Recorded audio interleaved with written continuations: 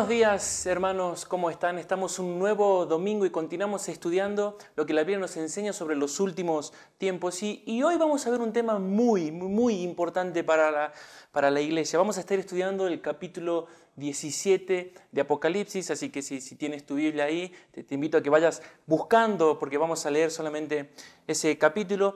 Es muy importante para la iglesia porque este capítulo nos habla de una futura religión mundial que va a entrar en escena junto con el anticristo. Por eso, al principio, antes de comenzar a explicar, como lo hacemos en los anteriores videos, vamos a leer desde el versículo 1 hasta el versículo 6 para tener un mejor panorama cuando se mencionen versículos y no volver a leer todo para no demorarnos. Pero antes voy a hacer un paréntesis, es necesario aclarar o recordar ciertos puntos.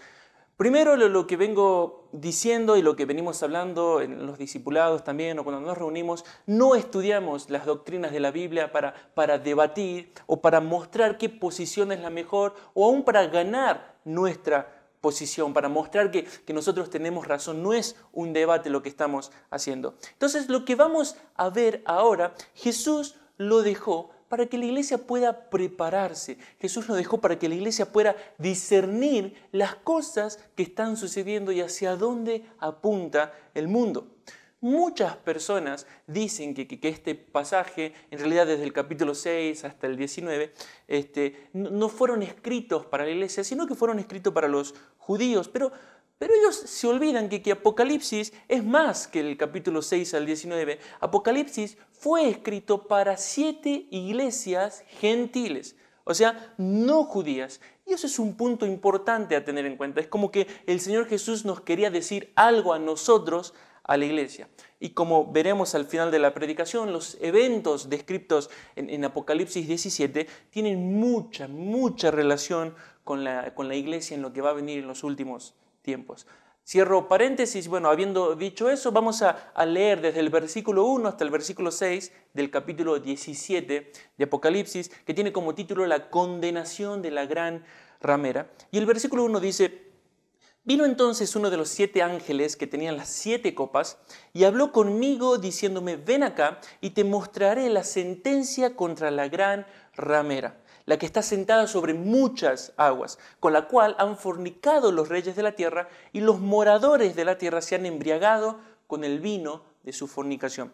Y me llevó en el espíritu al desierto y vi una mujer sentada sobre una bestia escarlata llena de nombres de blasfemias, que tenía 7 cabezas y 10 cuernos. El versículo 4 dice: Y la mujer estaba vestida de púrpura y escarlata y adornada de oro, de piedras preciosas y de perlas, y tenía en la mano un cáliz de oro lleno de las abominaciones y de la inmundicia de su fornicación.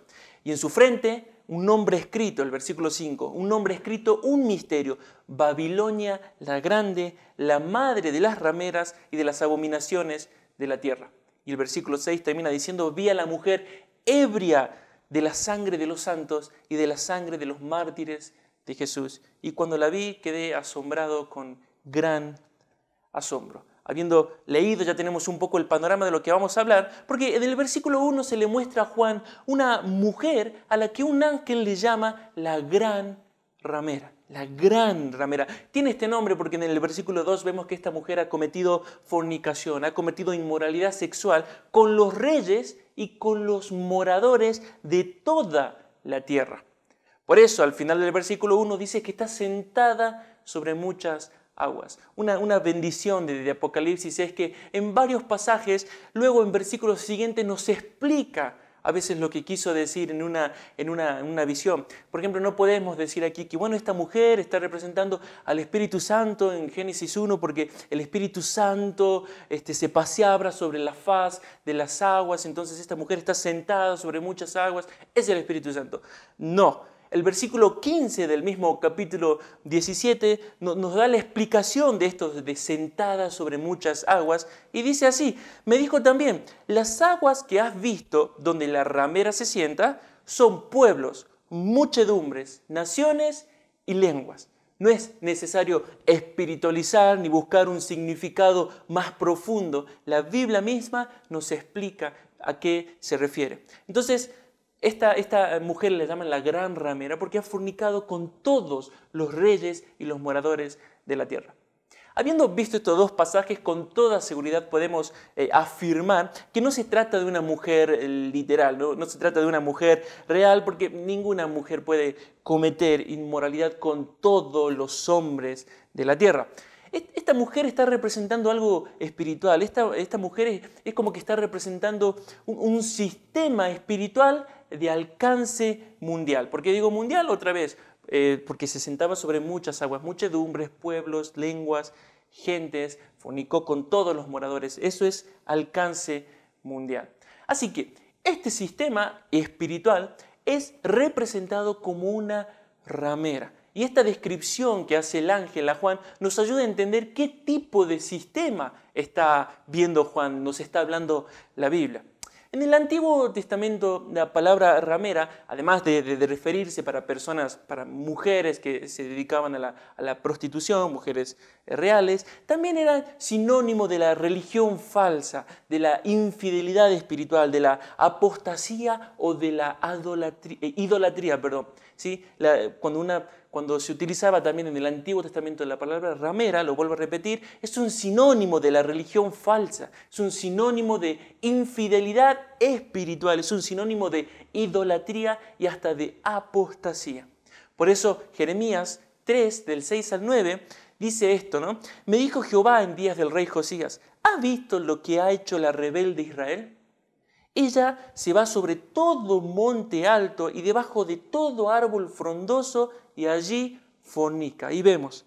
Y dije, después de hacer todo esto se volverá a mí, pero no se volvió y lo vio su hermana, la rebelde Judá. Ella vio que por haber fornicado a la rebelde Israel, yo la había despedido y dado carta de repudio. Pero no tuvo temor la rebelde Judá, su hermana, sino que también fue ella y fornicó. Está hablando de Israel, estaba dividido el reino, Israel y Judá. Y el versículo 9 dice, y sucedió que por juzgar ella cosa liviana su fornicación, la tierra fue contaminada y adulteró con la piedra y con el leño.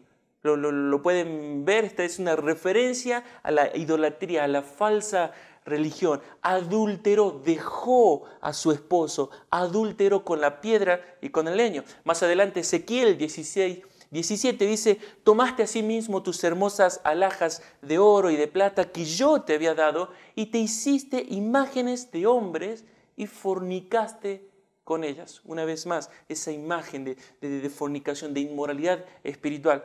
Y luego Oseas 4:12 dice, mi pueblo a su ídolo de madera pregunta y el leño le responde, porque espíritu de fornicaciones lo hizo errar y dejaron a su Dios para fornicar. Ahí está esa imagen de apostasía, esa imagen de idolatría, de adoración falsa, de una religión falsa.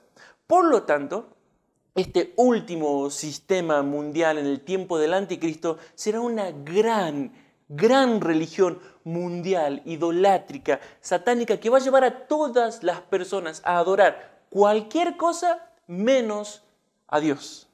El versículo 4, si lo pueden seguir ahí con su mirada, nos muestra a esta gran ramera, a la mujer vestida de púrpura y escarlata, adornada de oro, de piedras preciosas y de perlas. Y esta era la vestimenta de las personas adineradas, de la realeza.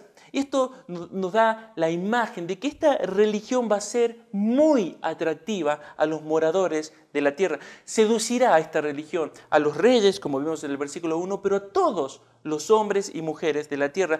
Va a seducir con su esplendor y va a atraer a todo el mundo, así como lo hace la prostituta en Proverbios 7, versículo 10. También, al ver que este sistema se adorna de esa forma, nos muestra que la piedad y la santidad no van a ser la prioridad y en realidad no van a estar pensando en santidad. Tito 2:9 y 10 nos muestra o nos enseña, mejor dicho, Pablo, que las mujeres que profesan piedad están más centradas y se importan más por el carácter interno, por las buenas obras, por vestirse de buenas obras. Sin embargo, las mujeres del mundo están pensando en peinados ostentosos, oro, perlas y vestidos costosos. Así que a esta última religión mundial no le va a importar la santidad, sino atraer y seducir a los moradores de la tierra. Por eso, si miran otra vez en su Biblia, en la segunda mitad del versículo 4, nos dice que esta mujer tiene un cáliz de oro lleno de las abominaciones y de la inmundicia de su fornicación. Y esto da la imagen de que esta religión intoxicará a los moradores de la tierra de placer. Va a darle todo el placer y todo el deseo que ellos quieren. Esta religión no los va a restringir. Recuerden que lo que la Biblia, lo vimos en enseñanzas pasadas, lo que la Biblia llama pecado, hoy en día en la ONU, en la Organización de las Naciones Unidas, se les está llamando derechos humanos. Así que esta imagen de esta mujer atractiva con un cáliz lleno de abominaciones nos enseña que todo el mundo va a estar fascinado, pues va a ser una religión que no va a poner restricción a la maldad ni a los deseos del hombre. Así que, resumiendo, será una religión muy atractiva, muy inclusiva y convencerá al mundo con su presentación elocuente de paz y de felicidad. Proverbios 7:21, hablando de esta mujer ramera que va en busca de su presa, en la traducción lenguaje actual, nos dice que la ramera le habló con tanta dulzura a un chico que lo hizo caer en sus redes. Lo habló, lo conquistó, no solo con su forma de vestir, como está en Proverbios 7:10, sino también con lo que le decía. Lo conquistó con tanta dulzura que lo hizo caer en sus redes. Y hermanos, si prestamos atención a las noticias, a lo que está pasando en el mundo ahora, nos vamos a dar cuenta que se está haciendo mucho hincapié para que exista la paz mundial, para que exista que ya no haya divisiones. Y para que exista esta paz, algunos están afirmando que tiene que haber paz entre las religiones. Por ejemplo, espero pronunciarlo bien, Hans Kung, así se llama, de ahora en más Hans, profesor de teología ecuménica y presidente de la fundación de una ética global, eso es llamativo, dijo lo siguiente: no habrá paz entre las naciones sin paz entre las religiones. No habrá paz entre las religiones sin diálogo entre las religiones. En pocas palabras, para que haya paz mundial tiene que haber paz entre las religiones. Y para que haya paz entre las religiones se tienen que empezar a unir, tienen que empezar a hablar, tienen que empezar a pulir diferencias, o como se escucha muchas veces, no nos fijemos en lo que nos une y no en lo que nos separa. Se está haciendo mucho hincapié ahora en el mundo para fomentar lo que se conoce como el diálogo interreligioso. Y todo el tiempo este diálogo está fomentado por la búsqueda o procura la paz. Por ejemplo, el 23 de enero de este mismo año se realizó el primer encuentro interreligioso de oración por la paz en la provincia de Santa Fe. Participaron 8 religiones: la religión católica, la religión judía, la religión islámica, la religión evangélica, la de los testigos de Jehová, la religión gnóstica, la iglesia ortodoxa y la iglesia luterana. El seminarista y guía espiritual de la comunidad judía de Santa Fe, también tiene un nombre rarísimo, Lotzi Presipiorca, algo así, Lotzi, le digamos ahora, dijo lo siguiente: el objetivo central de esta reunión interreligiosa será pregonar por la paz, ahí lo ven, pregonar por la paz en una dirección de apertura, de pluralidad, de aceptación al otro y de permanente diálogo abierto. Continúa este Lotzi diciendo: necesitamos dar un mensaje contundente de paz en un mundo muy convulsionado por la violencia. Paz, paz, paz. Va a engañar con la dulzura de su palabra. Esta religión, con la dulzura de su palabra, va a atraer a su presa. Ahora, ¿recuerdan cómo el anticristo iba a hacer su entrada? ¿Cómo iba a conquistar al mundo? Creo que lo vimos hace 2 domingos. El anticristo lo iba a hacer por medio de la paz. Recuerden que el caos que hay ahora en el mundo iba a ser la plataforma para que el anticristo se levante como este gran salvador y va a conquistar el mundo, como lo vimos en Apocalipsis 6, del 1 al 2, no por medio de guerras, sino por medio de tratados, de hablar, por medio de la paz. Así que el anticristo sin lugar a dudas va a estar trabajando en conjunto con esta religión mundial y bueno, la utilizará para que luego todo el mundo lo adore a él. Eso lo vamos a ver más adelante. Pero al principio esta religión mundial tendrá gran autoridad e influencia sobre los gobiernos. Por eso si miras en tu Biblia en el versículo 3, se dice que la mujer, esta gran ramera, está sentada sobre una bestia que tenía 7 cabezas y 10 cuernos. Y esta es la descripción que vimos el domingo pasado que hace Apocalipsis del anticristo. Apocalipsis 13 describe al anticristo como una bestia de 7 cabezas y 10 cuernos. Entonces el anticristo y esta religión mundial aparecerán prácticamente juntos en la escena. Y esto que acabo de decir es muy importante que lo tengas en cuenta, es muy importante que lo remarques o que le hayas prestado atención. El anticristo y esta última religión mundial aparecerán prácticamente juntos en la escena mundial. Ahora, siguiendo con la descripción que hace el ángel, esta religión mundial no va a ser una religión común y corriente. El versículo 5 la llama Babilonia la Grande, la madre de las rameras y de las abominaciones de la tierra. Si una mujer es llamada madre es porque tuvo hijos, es porque tuvo descendencia. Así que aquí vemos que toda religión falsa, todo culto idolátrico, toda adoración pagana que ahora conocemos en el mundo, tienen una misma procedencia, tienen una misma madre. No fue algo así inventado, vienen de un mismo lugar. Y esta madre, el mismo ángel, el Señor nos revela que se llama Babilonia la Grande. Ahora, ¿a qué Babilonia se está refiriendo? Se está refiriendo al imperio babilónico descrito en Daniel, en las visiones que tiene Nabucodonosor cuando las vimos en Daniel. Aunque tiene mucho que ver el imperio babilónico, no se está refiriendo particularmente a la Babilonia del rey Nabucodonosor.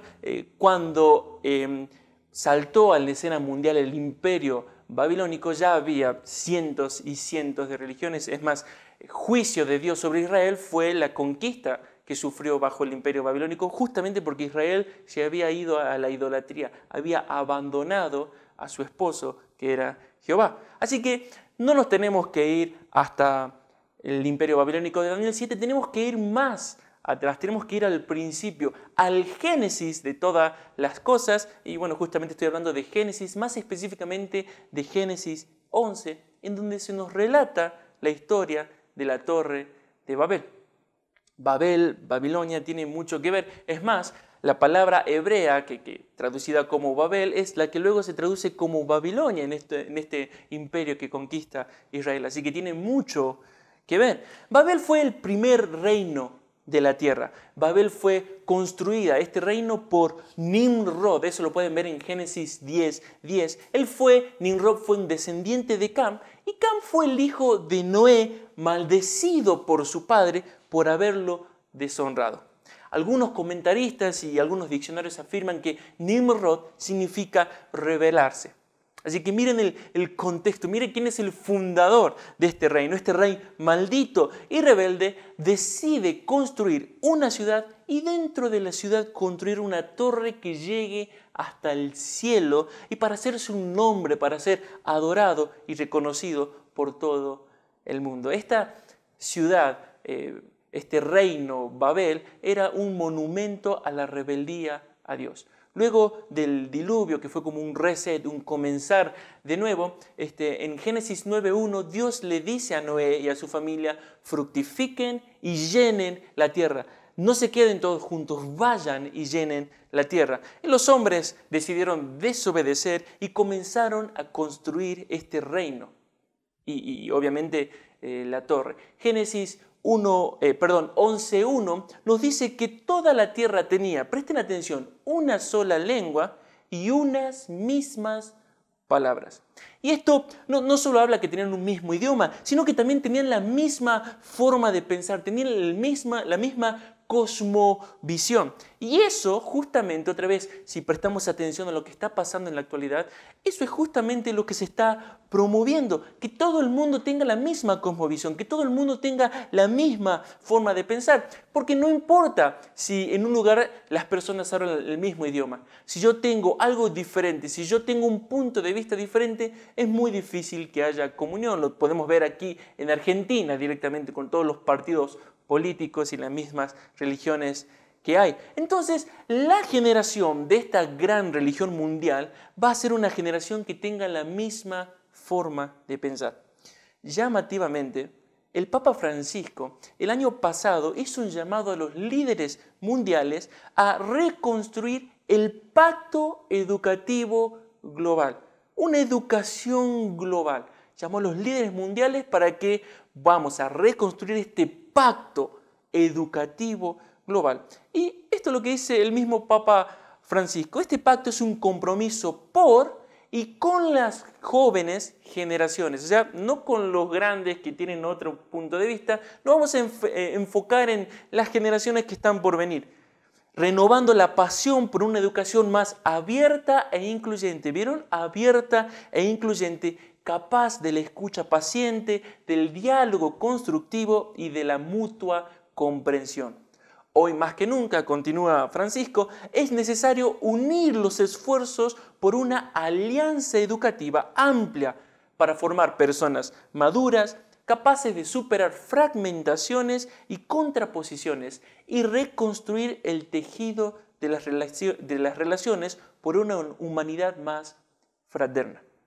Sigue diciendo Francisco, una alianza que suscite paz, justicia y acogida entre todos los pueblos de la familia humana, como también que promueva el diálogo entre todas las religiones. En esa encíclica, como le llaman, Francisco luego comienza a hablar de lo que se llama la aldea global y cita un proverbio africano que dice, para educar a un niño es necesario una aldea. Bueno, dice él, si necesitamos este pacto educativo global, necesitamos una aldea global. Eso está clarísimo, si quieren después lo hablamos y le paso el link donde está lo que él habló. Así que en otras palabras, resumiendo, parece lindo, inclusión, paz, justicia, pero en otras palabras lo que está diciendo Francisco es, tenemos que educar a los niños para que piensen como nosotros queremos que piensen.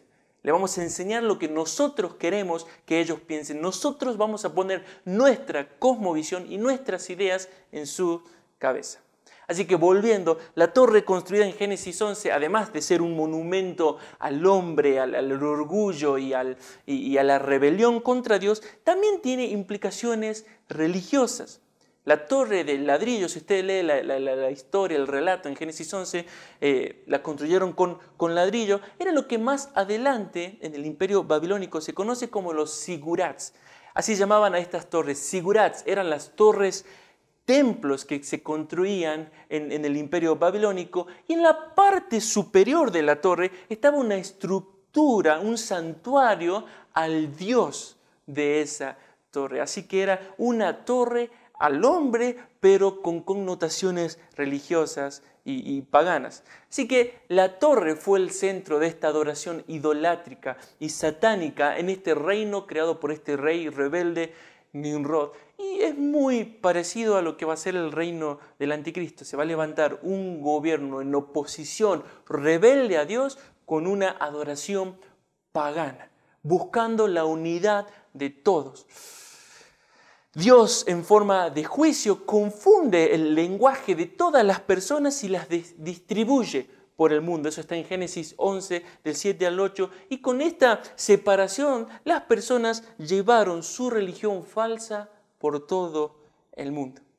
Esto explica por qué hay historias paganas con similitudes a los relatos bíblicos. Es porque todas descienden del mismo lugar. Por ejemplo, les voy a leer algo. Marduk fue el patrono superior de Babilonia y cada año le celebraban un festival llamado Akitu, en donde en este festival se representaba la batalla entre el rey y el dragón del abismo. muy parecido a lo que venimos estudiando, Apocalipsis 12, Apocalipsis 13, representaba la batalla entre el rey y el dragón del abismo y conmemoraban la victoria inicial de Marduk sobre el caos. Bastante parecido. Y luego si tuviste la oportunidad de hablar con ateos en la universidad, muchas veces te sacan, no, bueno, pero lo de Jesús es un mito más. Mira el nacimiento de este dios egipcio, mira el nacimiento de este dios, no sé, griego, romano, él lo mismo. Claro, porque estas religiones paganas tuvieron una misma madre. Así que, al finalizar, al ir acercándose el mundo para finalizar esta rebelión mundial, todas estas religiones que se dispersaron por el mundo van a volver, por así decirlo, a mamá. Va a haber toda una gran religión, van a volver todos juntos a unirse y van a concluir esta gran rebelión comenzada miles de años atrás, en Génesis 11. Por eso la Biblia llama a esta religión mundial Babilonia la Grande, la madre de las rameras. Para finalizar, al principio de la enseñanza dije que íbamos a estudiar esto y que era muy importante para la iglesia. Y lo dije porque esta religión mundial, si bien se va a presentar muy elocuentemente al mundo con un mensaje de paz, de inclusión, de tolerancia, de felicidad, para la verdadera iglesia del Señor no va a ser así, hermanos, va a ser todo lo contrario. El versículo 6 dice Juan que vio a la mujer, a esta gran ramera, ebria de la sangre de los santos y de la sangre de los mártires de Jesús. Es decir, que esta religión va a perseguir la iglesia. La iglesia no se va a doblegar en adoración demoníaca y en la adoración idolátrica de todo el mundo. Prácticamente vamos a vivir en carne propia lo que vivieron Sadrach, Mesach y Abednego. Póstrense ante esta imagen. Todo el mundo lo hizo, pero la iglesia verdadera va a permanecer firme. Entonces vamos a ser vistos como los intolerantes que quieren romper la paz que el mundo logró. Y por eso es muy posible que las personas estén muy de acuerdo en meter presas, en que los cristianos vayan presos o hasta que van a estar de acuerdo en que los cristianos sean sentenciados a muerte. Otra vez, si prestas atención, prácticamente hoy es todo tolerable, excepto que se levante un hombre o una mujer con la Biblia en mano y diga esto es pecado y esto está mal. Eso algunos ahora lo están llamando discurso de odio. Y hoy en día somos catalogados como fanáticos religiosos que quieren evitar el progreso. Es decir, ahora somos los que queremos evitar el progreso. Cuando esté esta religión mundial, vamos a ser vistos como los que quieren destruir la paz que el mundo logró. Así que, como todo buen verdugo, esta religión mundial, antes de comenzar con la cacería, ofrecerá una última oportunidad de escapatoria a las personas de las iglesias, con promesas obviamente de cuidado, de felicidad, de tolerancia, de inclusión. Por eso Pablo en 2 de Tesalonicenses 2:3 nos dice que en los días en que el anticristo aparezca, habrá una gran apostasía. Esto lo vamos a ver con más profundidad en el estudio siguiente. Anhelo, hermanos, que el Señor les haya hablado. Sé que hay muchas cosas que estudiar y aprovechen sus discipulados, pero nos tenemos que preparar, como dije al principio, para proclamar la verdad sin temor, con valentía, sabiendo que nuestro sufrimiento, el posible sufrimiento que lleguemos a pasar, no es en vano. Les mando un abrazo enorme, que el Señor los bendiga.